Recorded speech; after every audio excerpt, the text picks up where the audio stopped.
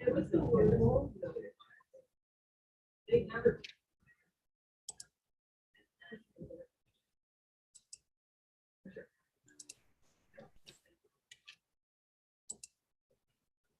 Pat. Christina. We are going live. In fact, I think we are live now, just so you know. Okay, Got it all set up. okay.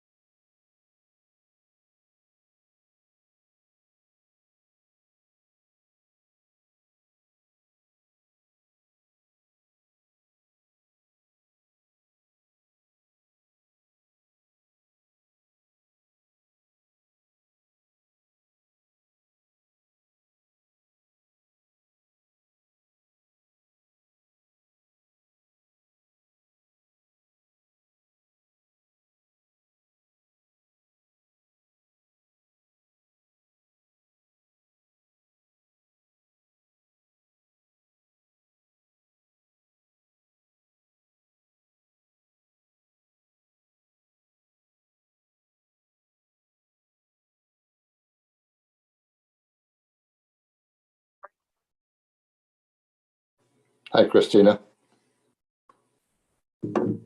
Hi, Bob. How are you? Good. How are you? I'm fine, thanks.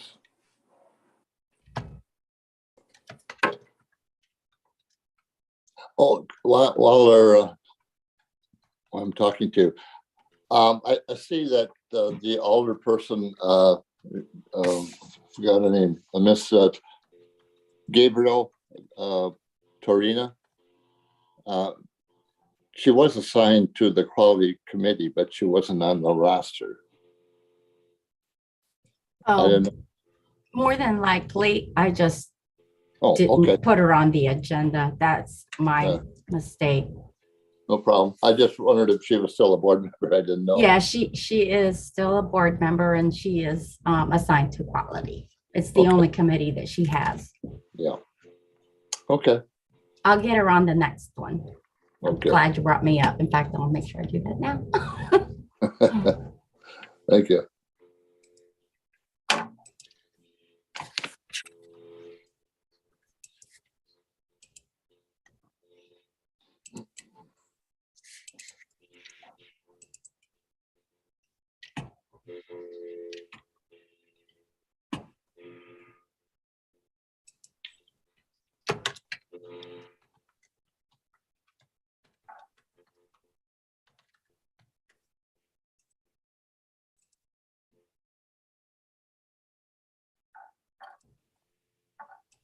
Perfect.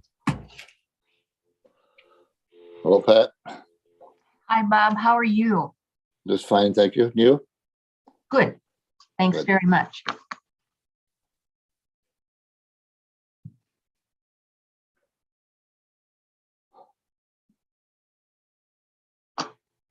Seems like I need to get reacquainted with everyone. It seems like I've been away for a while. I know. Well, we've been we got home yesterday from Oh. just about a month of being Really? gone. So yeah, Yeah. I'm just catching up with all the little pieces of my life. Kinda. Good luck with that. I know. It's not all that easy sometimes. I know.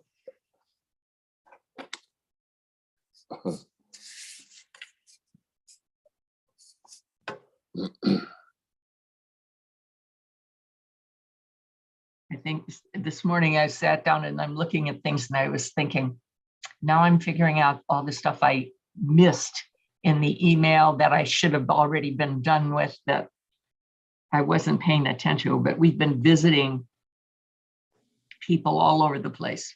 Oh, have you? Yeah, yeah. My friend refers to what we were doing as a mooch tour. Whatever works. Right. It did. It's a pretty good name for it, though. I know, I loved it. I shared it with everyone that I visited. Yeah. So now that you know while I'm here. Yeah.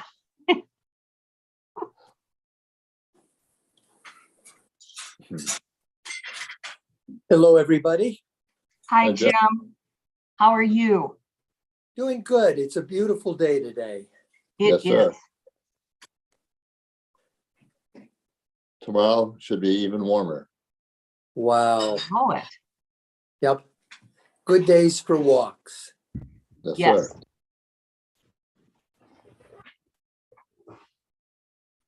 Do you go down to Florida every winter, Bob? I go in for a couple of weeks in February, and I'm leaving Thursday again for the other side. I have a timeshare on by Pompano for a week and a half down there. Ah, So the weather's going to be pretty nice here. Hate to leave it, but Yeah. yeah, it'll be pretty nice down there too. It Yeah. will. So you're in Right. Pompano one time. Where are you the other time? between Porta Gorda and Cape Coral, Oh, okay. Ah, I there's a think place we've covered, called. you and I have covered Florida pretty well in the last, in this last month. Well, I'm jealous. Yeah, oh, it was Wait. nice. my sister and her husband, they have a place they rent a condo in this resort area. So I visit them a couple of weeks a year. Hmm. Thank goodness it's in February. I was gonna say though, March. Yeah, July. They wouldn't see me in July. Florida. You know? No good. No. The humidity down there is amazing. I know. July. Yeah, I think it's probably not the time any one of us would want to be going. Well, I think we have our crucial players here, so. Is Ellen going to be able to join us? I don't know. Christina, not today, no. Okay. Okay. Oh, I don't know. He didn't tell me, but he Oh, did okay. accept the calendar notice. So, Okay. Well, what we can do is just get started and he can join in, but I've got 5:30 on my clock. So if everybody's okay with that, I'll call the meeting to order. I mean, I've got 5:29.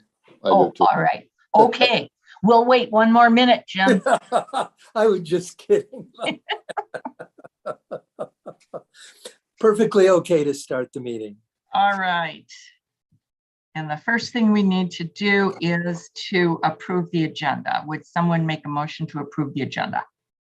So moved. Is there a second? Second. Okay, all in favor, please say aye. Aye. Opposed? Okay, the agenda is approved. Next And thing. welcome, Alan. Welcome.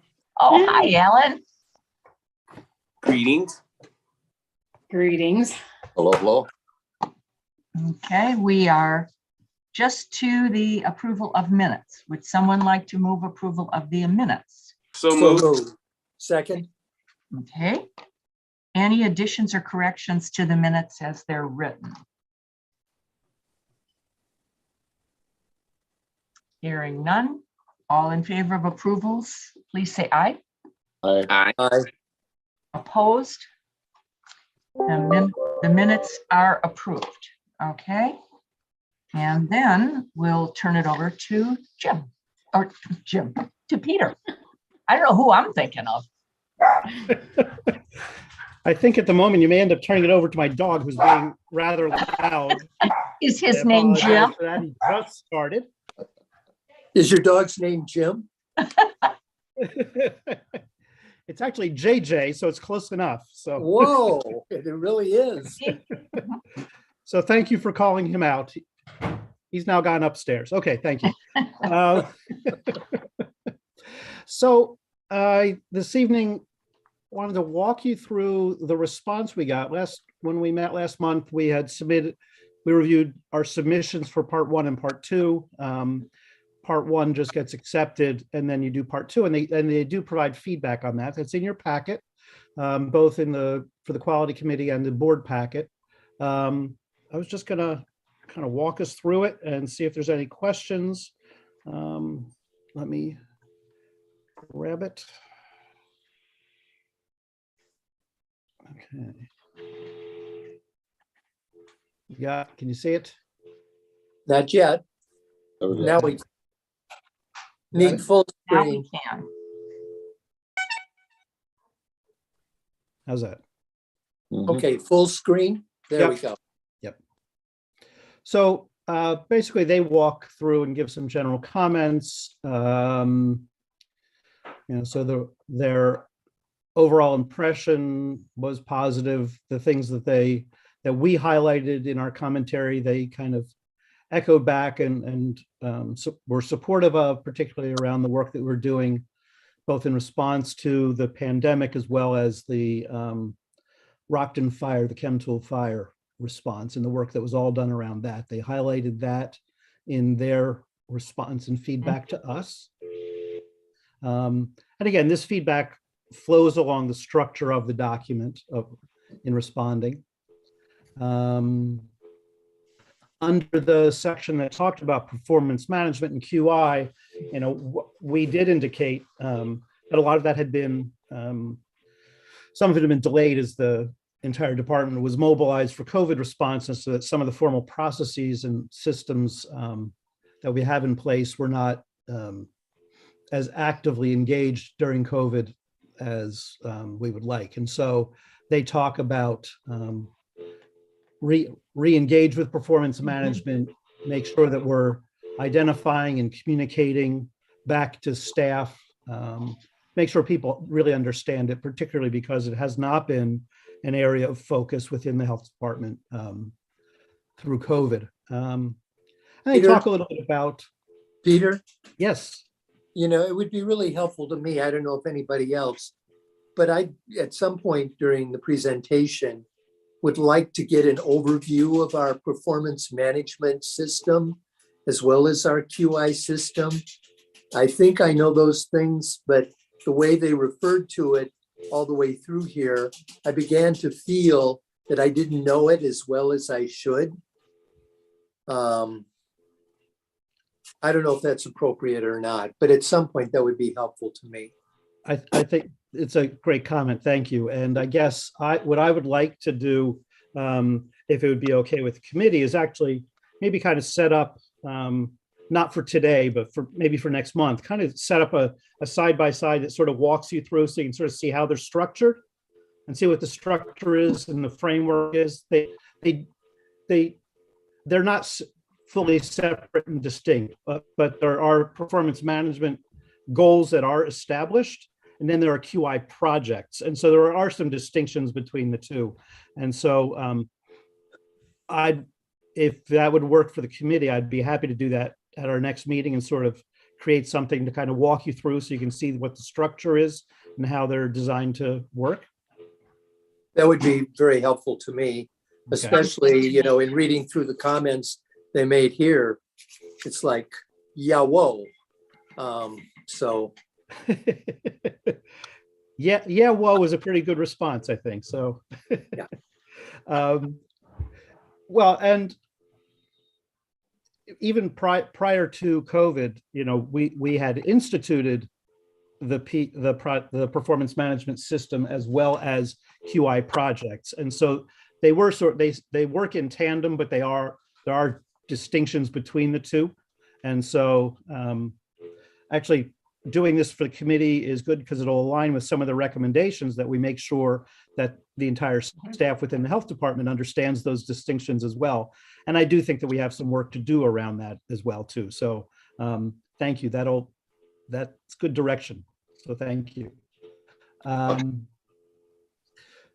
I don't know if Dr. Martel had wanted to add anything around that at this point, but I think yeah, it might be helpful, Peter, even just to bring up, and unfortunately I've got one screen that's going, kind of funky here. I don't know why, is to show the performance management out of the public health foundation part. So they can just that diagram, and I can pull it up while you're going through some of that, because it shows how then, Jim, in the model, the quality improvement is part of the performance management. So, I'm going to find that for you. I'm having a little trouble with my one screen, so I'll bring it up while Peter continues. So at least gives you a framework as you're reading through the comments. Okay. So they may make a little more sense, and then we can do a deeper dive at the next meeting. Thanks, Dr. Martel. I think the overarching piece on this is, a lot of the boundaries between, between performance management and QI, and then they're talking about, even under the third bullet on this page, it talks about, accreditation in QI teams. Some of these teams were, we didn't have a QI team that went across the organization. The leadership really functions as the QI team, but then there are QI initiatives within each center. And so, again, prior to COVID, each of those QI projects that we've presented in the past to the board, they had charters, the there's a process for monitoring progress and things like that. So that QI part of the process had been a little bit more formal in terms of a structure, but and then accreditation, we have within our strategic planning work groups, we have a group that's focused specifically on reaccreditation that Rebecca heads up, but that works very closely with me. And so we work together. So the models, I think our own structure will evolve a little bit now that we're coming into a more active reaccreditation stage that will do that. And as we're, coming out of COVID, one of the things is there's probably an opportunity to reflect on how we set up QI projects and how we monitor things and things like that. So I think this is a year that will sort of get those things moving again, but also may be able to reappraise sort of how some of those things work. Kind of walking through the feedback. Question. Again, sort of look for if there's a need to do any kind of training for staff. I think that's certainly something that we can do. We have, we do have all staff meetings periodically through the year, focusing on QI for, doing a refresher or education around QI performance management might be something that would be helpful for the staff. Again, to get people, because most people are part of a QI team in some way within their own centers, and some of those projects go across centers. And so a lot of people are involved and they touch a lot of them, but sort of doing a little bit more formal training and orientation, particularly because it has not been a priority focus through the pandemic, is probably a good recommendation on the part from FAB. Peter, Yes. another question. It went back to item number 2 on that first staff ownership. I guess I have a pretty clear feeling of how we get staff buy-in to the quality improvement aspect of it. I'm not as clear about how we get staff buy-in to the performance management, part of the picture. And again, Jim, this was part of the annual performance reviews. Remember, we developed a tool where we would take a look at, and this was kind of the transition on that kind of, it's been hard. And I'm going to say that probably that your performance is not based on just your individual performance, Right. but your performance within your center. So for instance, and environmental they were probably one that had very concrete ones. Let's take a look at, they were looking on consistency amongst food inspection scores. Remember, we were working on that as both a QI project and a performance management issue, meaning that we wanted very minimal variability between inspectors, because that was a complaint that had come really out of the community, that Sandy's really hard and Jim's really easy. And so in between, so what they did was normalize, right? We had trainers, we worked on that. So there was the QI part. And then from a performance management piece, part of their evaluation was the consistency in their implementation of the inspections. Okay. So now in terms of buy-in, it's not, as you know, the challenge is always, it's not usually tied to a salary increase or something. We always get challenged with those kind of rewards and benefits, but it was charged into their center goal. So if their center goal was to maintain, 85% consistency amongst all inspectors in the department, right?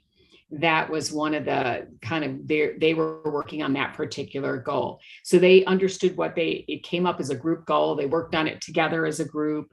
They had to train each other as a group. So there was this kind of grassroots, I'm going to say both bottom up and top down approach in those kinds of areas. So that was an example. And it kind of, again, we didn't do a lot more work to advance it during COVID. And the other group that had one out there was, for instance, the goal in WIC, and that particular team was to increase the number of women who breastfeed for more than 6 months consecutively. So there was a QI part of it, but the performance metric was each member of the team had to have a portion of that goal, right? That they would then be evaluated, not only how they did, on their individual, but how they did collectively as a team on that particular goal. So they had input into which goals they were going to work on, right? They had some selection on that. And so that, they were developed at the center level and then rolled up to the larger, to then what would become the QI projects of the department.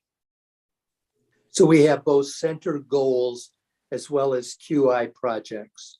Correct. Okay.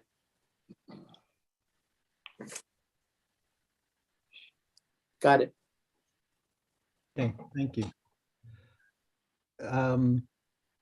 And so to that point, one of their bullets was consider using project management data to inform quality improvement projects and planning. Again, so they sort of, those performance management goals can be large objectives for how the department performs. The QI projects tend to be more specific activities and initiatives that in some cases, and a number of those QI projects should be designed to really be completed in a one-year cycle. You should usually, that's where, sort of particularly you think about SMART goals. QI projects should have specific, measurable, achievable, realistic and time-bound measurements when you set up QI projects. And not all of our projects have really clean SMART goals, but it's something you really work to. And so it's more specific and you can sort of measure that progress. Some of those performance management things speak to some larger issues across the organization or within centers too. But again, sort of that information flows back, needs to be able to kind of flow back and forth between the two. One of the reasons I asked my question was that second item where it said creating a common language, a shared logic model, and clear expectations are potential strategies for gaining and maintaining staff support and buy-in to performance management system moving forward. And that's where I was sort of wondering about, what we used to get their buy-in.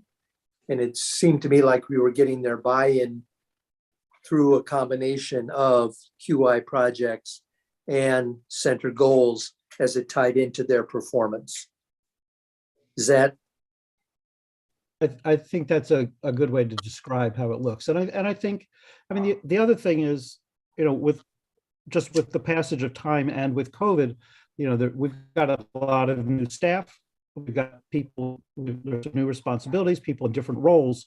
And so we need to really go back and kind of look at these things and make sure that we have the right indicators out there, that that both the performance management framework is appropriate now, that we still have the right indicators out there that we're working towards. And from a QI project, there are some that were shared, with you back 2019, early 2020, that are actually still projects that are out there that are getting worked on, but they may or may not Peter, be formal QI projects. Yes. do you want to give me share screen? I can't share. Yeah, let me stop sharing and you can jump in. All right. Okay, it's going to give me a minute here. And because I think that, again, can everyone see my screen? Not yet. No, not yet. Hold on, let me see where my.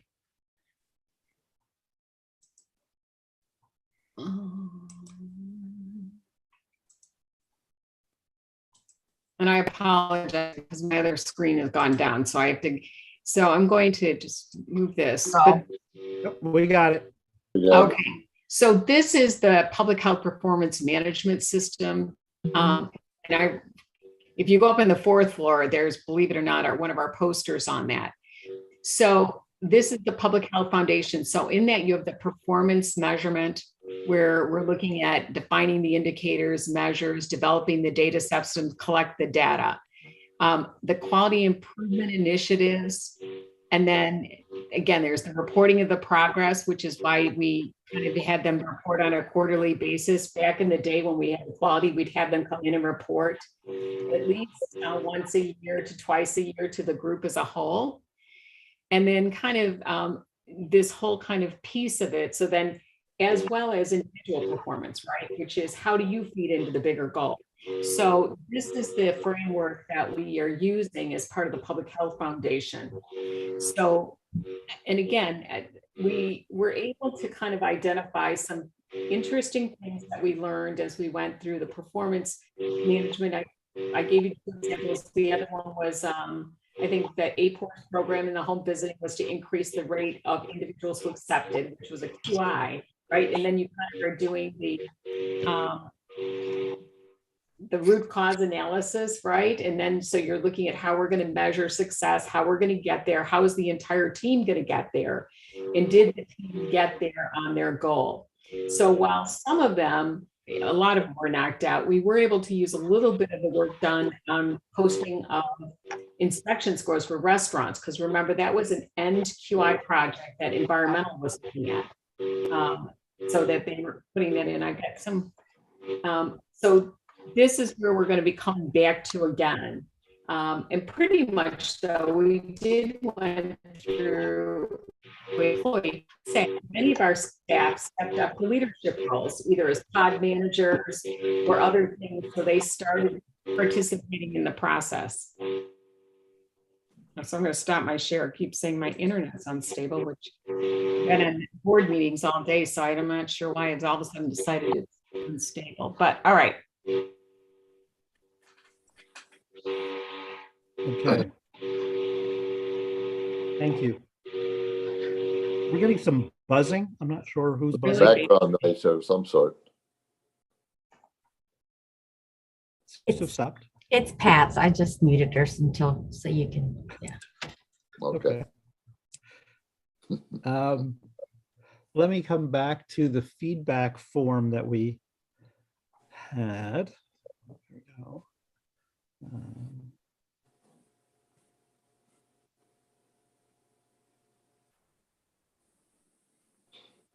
Let me know when it comes back up. Got it? It's back. It's back. Okay, thank you. Thank you. And really the conversation we're having reflects what the feedback is. I don't know that, you know, we can kind of walk through it, but there's recommendations around, you know, under leadership support. Again, they talk about integration of quality improvement with core plans and processes, with strategic plan and our community health improvement plan. But they, you know, to what Dr. Martell was saying on performance management and things not being about your individual performance per se, you know, they, in their feedback, they even highlighted, you know, it may be important to emphasize improvements related to performance management and QI are focused on process, not people. Again, so that none of this should feel it's reviewing process and improving processes and systems, and coaching people and looking for opportunities to improve. It's not about finger pointing. Even when we do things like a root cause analysis, it's still looking at what's working or not working within our systems or processes. But again, they emphasize that sort of as you're introducing or reintroducing this work to employees, to the staff, to be cognizant of that. And I think that's always important within QI initiatives. Recommending that we make sure we build in feedback loops.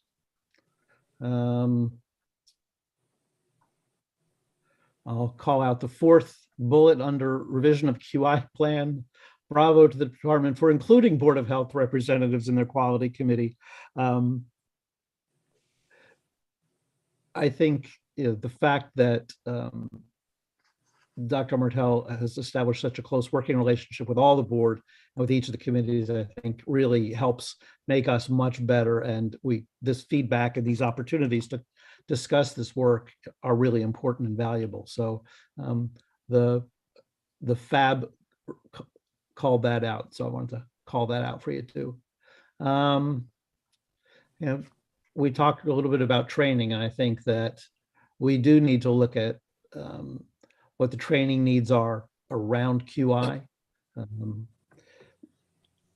sometimes in setting up the projects are just sort of, the projects are running, and we need to make sure that people who are working on those projects understand what the work is as it relates to QI and how to build that up. And it also fits in, when we just completed people's self-assessment of their competencies within public health, and sort of building up people's skill sets in all areas. And we looked at, across the organization at different levels of staffing, what people's sense of their individual strengths were. And then as an organization, we looked at those areas. And so sort of keeping that focus on developing skills and training and building up staff is something that called out here specifically for QI, but as a broad point, it's good.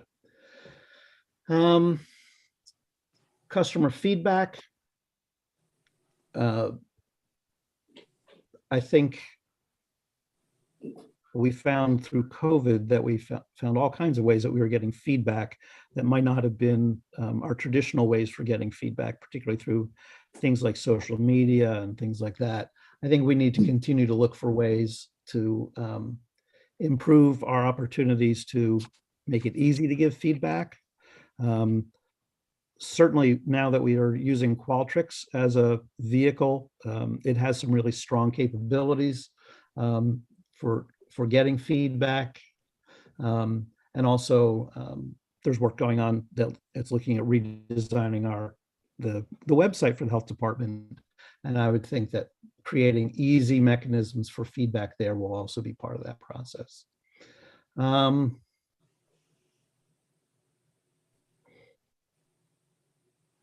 Reporting of results. Again, a lot of this is about that, making sure those feedback loops exist, that you make it easy for people to give feedback, that you solicit it, you take it, and that you use it, and that you, again, build that into your processes. Again, this is not about individuals, this is about systems and process, that we set up the mechanisms to make it, that we actively solicit and get the feedback, and that we listen to that feedback, and we try to understand how we can get better through using that. And certainly quality improvement efforts are all around that. Recommendation relative to employee satisfaction and work environment. Again, getting feedback, internal feedback is an important factor. I think we do a lot of that informally, and I think there's always opportunities to get better at it. And again, they make reference to some tools that are out there. NACCHO's roadmap. And so there are tools out there that we can use, and that'll be part of what we look at as we're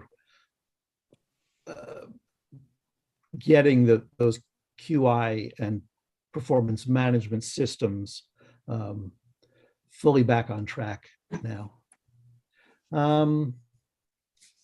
We had some, they invite us as part of the form to say what areas would you like some additional input or feedback or help on. And so there were some of the areas that we had flagged where we always know we want to get better is, again, just to your point, Mr. Powers, of getting buy-in and engagement, right? Right. How do you do that? And again, they're talking about, here's some tools or ideas that you may want to look at, some resources, what kinds of training is out there. I think need to look at the public health improvement training coming up in June to see whether that's something that might be of use. And again, looking at what kinds of, how do you select your measurements? I mean, sometimes the QI projects sort of have a way of defining them, because they tend to be focused on, we're working on this, we know it doesn't work quite as well as we want to, how do we fix it? Some of the performance management things can be a little bit more broad in terms of departmental or system or organizational function and roles. And so getting a little bit more information around how to move from what was established to make sure that we were on track with, that we've still have the right performance management goals laid out. And again, I Peter? think it would be appropriate. Sorry, Yes, go ahead. just have another question, when you're doing this outline next month, between QI projects and the performance management, what you sort of lined up, is there I hate to admit, I don't know. Is there a listing of our performance management measures somewhere? I guess I'd be interested in having that be part of what you put together.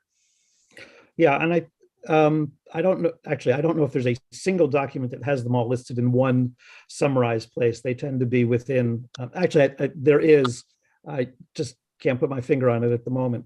Didn't know whether that was where center goals were. And I didn't know if there were some overarching performance management measures. Anyway, I would was wanting to more fully understand that.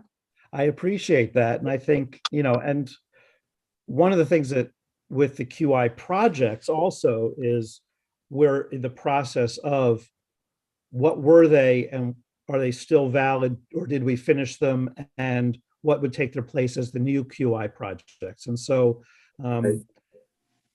we do not have, we did not formally design new QI projects for 2022. That was part of what got put on hold through the COVID pandemic as we were mobilized. And now as we're demobilizing, those are conversations that are back on the table with the center directors to make sure that you had these projects. Are these still valid projects for you now? Is there something that should take its place? And so some of this is in process. So I will lay out, and I think it's fair to lay out as completely as possible, both in terms of kind of what the process looks like in terms of to understand, and maybe it's building off that model that Dr. Martell shared, but sort of talking about what that really looks like, and then where we are relative to our performance management and QI project. And some of that may still be in flux now. And so we'll share where we are next month as far as where what's set and what may be revised. And that's in terms of the QI projects. And also in terms of performance. I mean, we'll go through performance management as well. Okay. So we'll lay those out. Okay. I guess I was asking so many questions. I was really bowled over with this document in terms of what they wanted encompassed, and again, just wanting to understand what we had and what we had to do kind of stuff. So that's where my questions are coming from. No, and very glad that you are where you are. I would always like to be further along than I am. I would always like to be able to have at my fingertips the answer to every question, but I really appreciate the fact that, I mean, these are the kinds of questions that help focus the work that we're doing. And so I appreciate that. And that was really, for our purposes today, that was what I really wanted to walk you through. The only other thing would be, while the FAB has not formally released the version 2022, it's expected any time now in terms of with the new standards. But our plan is that we will be using the new version 2022 standards for reaccreditation. They align more close, and we talked about this a little bit last month. They do align more closely with public health within the Central Public Health Services, and they have a really strong focus on equity, which clearly a direction we want to make sure that we're encompassing. And that's my report for the evening. Peter, Yes. have they got anything on the FAB website? I admit that I didn't look for this before this meeting, that looks at the 22 standards and the original standards and does a bit of a crosswalk? That was one of the requests a lot of health departments made to FAB when they had a seminar a few weeks ago. They said, we're working on it. We have not yet seen that crosswalk. They walked through it thematically, and I think we walked through, some of the slides from the webinar. Maybe not, where they tried to talk at general levels. I will continue to look for that crosswalk, and we can certainly share that out. The gist of it is they regrouped a lot of things. But at the end of the day, the amount of work for the health department is probably about the same. They did a number of things in light of COVID, where they had said in the past, you have to have this document needs to have been updated within the last 3 years, or had been the standard. And now they're saying, well, it has to have been adapted within the last 4 years or 5 years. There's a number of places where they're sort of trying to give a little more flexibility to health departments, in terms, knowing that for a lot of health departments, there's been over 12 months of complete disruption of normal operational flow. And so things that might have normally been updated, or policies and things like that, they're giving a little more flexibility. We know that we need to make sure that, that our workforce development plan is being revamped and updated. Our emergency preparedness is, we are, as part of our normal work, is we're updating those things. So we will be able to incorporate those in our submissions. And there's some differences in terms of how we submit documentation and how the site visits would work and things like that, which I think have been largely due, again, in response to changes in technology and doing things virtually and creating greater flexibility for some of the health departments. But when I would like to see a formal crosswalk, I think it would be helpful for all of us. And I will certainly we'll share that out with you when we have that. Well, and again, I think that, I've also asked Peter to take a preliminary look at that, just because when we're making an assessment of which one we were going to go for, because the 2022, based on how they're incorporating, instead of having some of these as separate, there are overlaps. They've moved things around. I call it the chess game, where it made more sense, especially on the management and administration, and then like the linkage and supportive care. But all in all, when we were looking at it, when we looked at some of the things that were coming about equity as the focus, having an equity team and having, I think the challenge is going to be for a lot of health departments is the movement toward, I'm going to say, governmental recruitment for diversity and equity. We're going to have some challenges in that.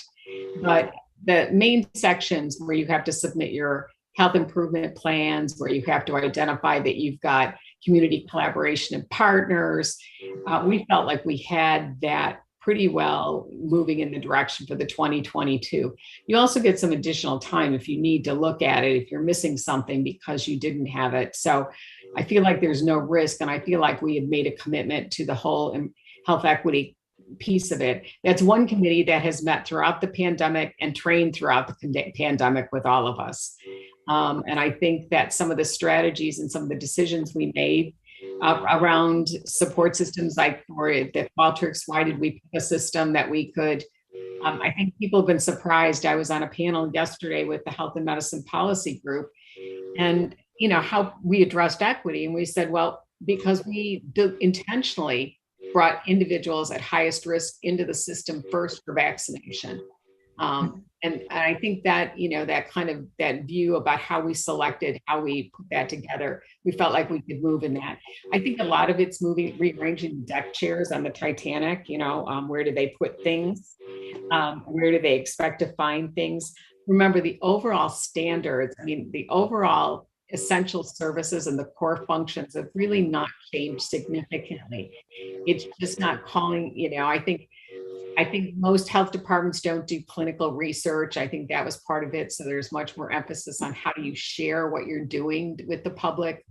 So you start to see a change in more, I'm going to say vocabulary and semantics rather than actual, is it changing the essence of, are you sharing your best practices with others in the community, right?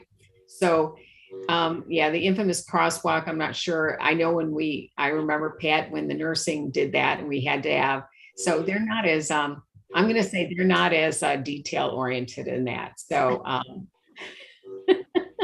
well, sometimes it helps and sometimes it doesn't.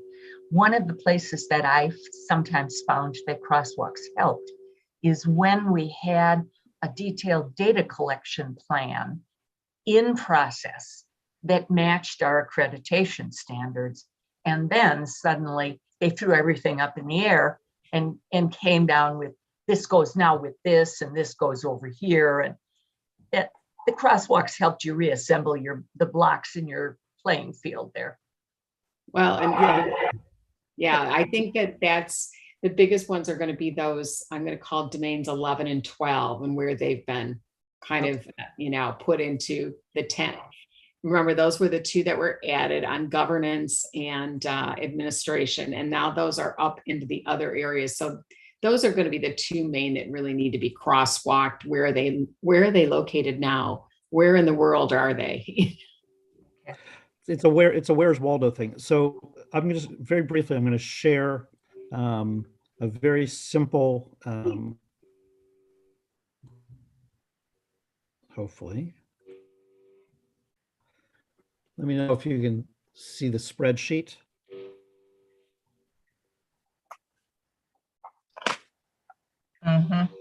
Okay, so this is just at the domain level. So this doesn't get down to the detail level of an actual crosswalk. This is just something that I pulled together very briefly. So there were 12 domains, and again, just talking about domains 11 and 12 around administrative and management and engaged public health governing entity. In a lot of it, it looks like a lot of those activities have been rolled into the new domain 10, which is strong organizational infrastructure. And so that's where things like administration and management and governance falls in. But you can see that they went from conduct and disseminate assessments into assess and monitor population health status. So what happens as they redefined the domains, they sort of, in some ways, they put a lot more verbs in and they put a lot more words in to describe sort of what the nature of those domains should be. Whereas domain 5 was develop public health policies and plans. Now the expectation is that you create, champion, and implement policies, plans, and laws that impact health. And so I guess one of the questions will be their language here under the proposed domains is more robust. Do the actual documentation or activities that we're doing change significantly? And that's what we're going to have to understand. And that's where a crosswalk would help as well. These all have much more sort of an active voice to them in terms of describing what you do. And I think there's that may reflect kind of a shift also in what the expectations are of what health departments might be reaching towards. But again, we'll as we have that information, we'll be able to feed that back and share that with you. Sorry, Jim, you're on mute. Oh, I was just saying, thank you. That was very helpful. Good.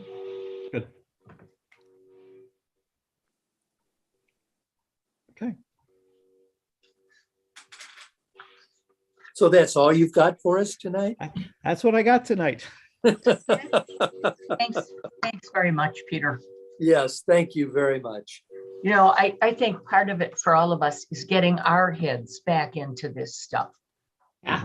That we are just like, I'm sure that I understand the staff who are going, did we do that? When did we do that stuff?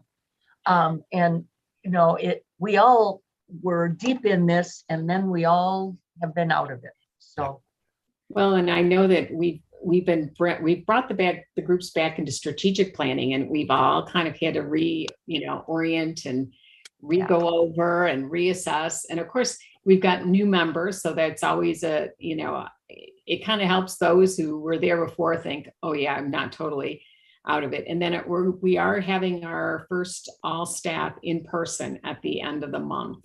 So kind of going through some things and kind of regrouping a little bit. So going back to some of those activities that we did. So, again, it's a gradual, as we say, re-entry. We don't want people bouncing in and bouncing out, bringing kind of back into some of those activities that we really suspended during. But, I think to Peter's credit was, we were putting those reports together. Part of it is kind of recognizing what you've been doing and how it could be applied, even if it wasn't a straight fit, right?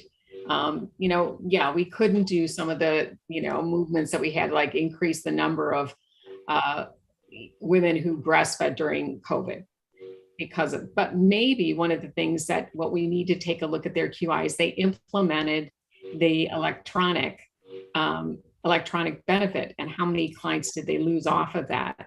You know what I'm saying? We started the process of, we understood now, I think in the past people thought of just posting those inspection scores. Remember, I mean, we had a lot of discussion about, we're going to just have them go to the big form. I'm like, obviously we didn't need to do that as part of the enforcement process, where we just had to say, they had yes or no. And if people wanted more, they could find out more, but we could simplify it and still communicate effectively. I think so vamping, but I know that Peter, some of the groups, I know environmental has already started meeting. A lot of the, I'm going to say the public health nursing and the personal health services staff is new, so they're going to start fresh. So that will be, and I know that there has been other groups in terms of the WIC program, they've been doing some work around, how do you increase your caseloads? How do you get everyone back to where you were, but not necessarily the same as you were, I mean, I think we have to be careful about it, how we adjust and adapt. And I think that some of the areas, how do we evaluate some of our interventions even? And 6 neighborhoods that have the highest, I'm going to say, social vulnerability. And so we are part of that team that's planning to work with that. Mm-hmm. And what we are doing is, though, we are going to leverage Qualtrics to do a mini intake, so we can push out messaging to those individuals as well as pull that back, right? Because a lot of times we go door to door in these things, we never hear from folks again, right? If they don't get that day, but we might be able to, based on some, I think we're doing 10 questions. So maybe we'll ask them the age of the children or something. So for instance, to reach back out to them, either, by a text message that they can respond back to us, or we can go back out there, right? And ask them, okay, you identified you have a children under 6. You're eligible maybe for lead screening and lead mitigation in your home, early intervention services. So, and then getting their, again, they own that information from the client perspective. They're giving it to us as a way for us to follow up versus, having a table and you don't know how many people come. You gave out 25 brochures. You don't know if anyone ever followed up on that brochure. We've done that with coupons and things for radon tests and water tests. And so we really have to start kind of connecting some of that back out, but, trying to figure out how we build some of that. And it's really coming from some of the staff wanting to participate in these things. So that's, and cross-training all the group on it. So we have some opportunities coming for some interesting projects in QI and really, I'm going to say QI as well as QA and performance management. Okay. Thank you. All right. Well, I'm paying attention to the time. do we have any need for an executive session? No, you do not. You do not. Are there any other additions, questions? Question. Next month, I believe that the board is meeting in person when the Winnebago County Board Chairman is going to be with us. And will we be meeting as a quality committee in terms of Zoom, or will we be meeting in person prior to that meeting? Or are we doing a hybrid? It really depends. I'm going to be honest with you. Okay, so where we go. The emergency declaration, which is the one that allows us to be on electronic platform. If we do a hybrid, we have to have a quorum present, and then vote. That's our bylaws, so that we can any remote member in, but there has to be a quorum physically present. So it will depend upon whether or not the governor extends the emergency declaration. But I would plan on being in person for April. For the quality committee as well as the board? Yes. Okay.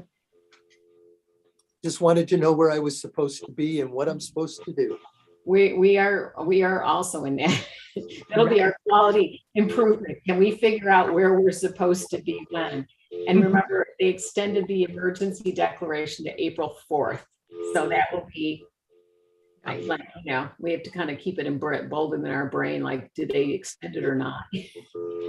Well, and somewhere in the last couple of weeks, I thought that I read that there was some potential pending legislation to continue more openness to use of technology for meetings because people felt that it was open. So I thought it's already covered that, as like Sandra said, that we could have electronic someone there electronically if there is a quorum, because this came up a few years ago before Zoom, right. When someone wanted to do it by phone because they were going to be out of town, but they wanted to attend the meeting. And I think that question was answered. I do have a rule about that. Well, but we're talking about in general, Dr. Williams, you had to have a reason, right? You had to have, it was pretty strict, but what they're looking, Pat's right, they are looking at some legislation. It has gone back and forth, but it hasn't yet passed. No. I think the Illinois Municipal League is the one that's kind of championing it through because it has seemed to improve. I think we all know it improves quorum participation, right? We don't have as many issues. I'm on state boards, the same thing.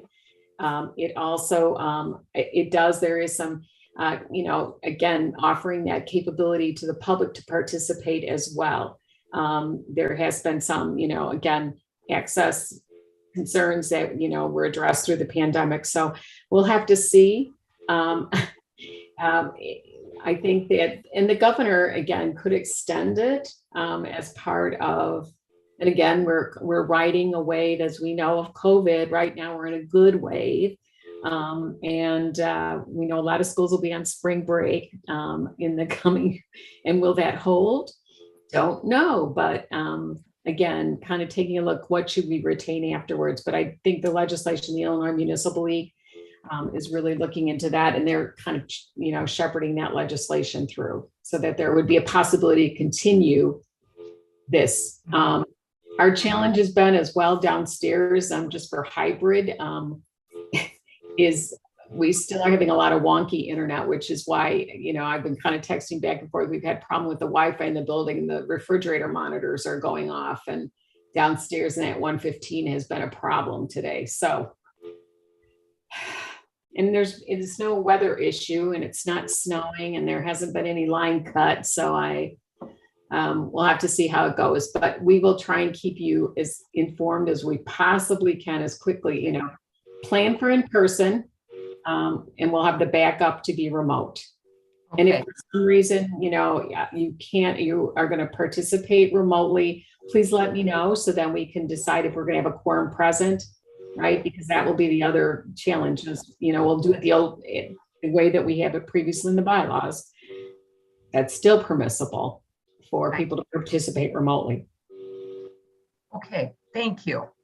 How All right. about if we move to adjourn so that we can all have 2 minutes in between this meeting and the next? So moved. Here, a Second. second. All in favor, please say aye. Aye. Aye. Okay, see you in 5 minutes or so. Thank you. Okay. Thank you. Thank you, Madam Chairman.